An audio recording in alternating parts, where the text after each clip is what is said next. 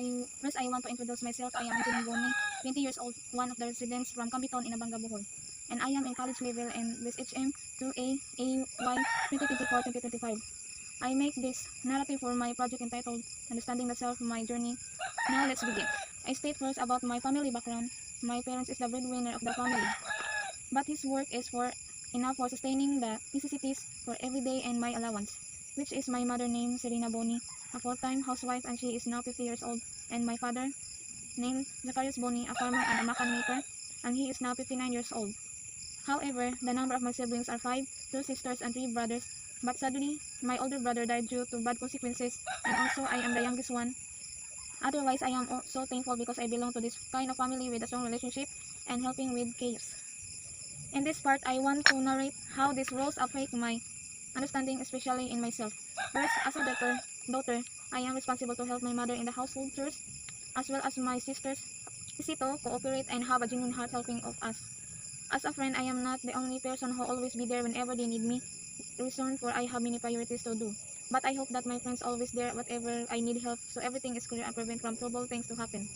As a neighbor, be thankful for what they giving to us, because the small action have a big impact to others. There's not only to help, but your close neighbors are always there in what is your problem to give you another ideas. As a student, there are so many distractions, like using gadgets instead doing the activities or procrastinating. To avoid it also using a technique to manage my time, to separate my schedules, to finish the works, and thinking that to compensate to our parents from hardworking. As a Christian, I define myself not a religious, but in terms of believing from highness, I truly believe that God is exists and has to follow the right rule as a mortal. As a customer, I always check and respect being a customer only, not a commander. And lastly, as passenger, sometimes that any circumstances, it's late in time, but also regret myself that I am also too low that to giving the right timing and place. And myself always thinking that everyone has a purpose, but I also doubt about the strength line sometimes that what if I can success. So many thoughts complaining what actually my purpose. But now I see that every challenges and failure is one of the parts of my journey. Helps me to improve myself and skills to reach my goal in life and to prove to anyone who I am. I describe myself in social media. I'm not a kind of person who always connected to anyone to show them always, especially in public, but sometimes I feel like I am comfortable with the person I communicate with, like in my close friends. In material being, sometimes I appreciate that things that give to me, it feels like more excitement. It has a big impact to me. Stay in another good time and day.